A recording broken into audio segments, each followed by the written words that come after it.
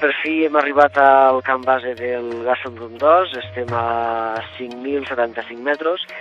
i ha arribat l'hora de la veritat, no? Ja hem pogut sortir de Lleida, hem pogut arribar a Pakistan, hem pogut fer les gestions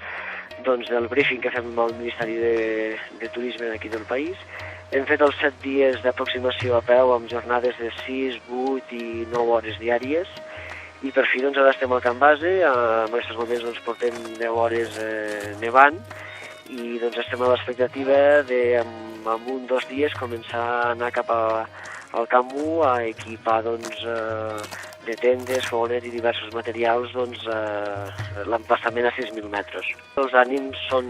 molt forts, malgrat els 7 dies d'aproximació que han estat d'usos,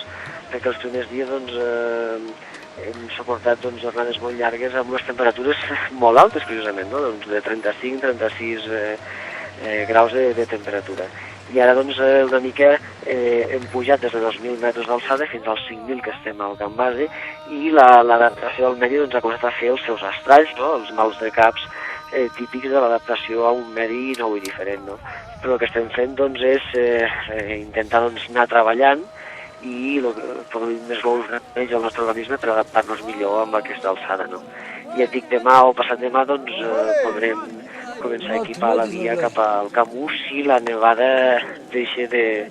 fer acte de presència. Possiblement poguéssim parlar d'atacar cim entre 2 i 3 setmanes, perquè s'ha d'equipar sota la via i, per exemple, aquestes 10 hores que portem nevant aquí al camp base, que gairebé no es noten, però amb alçada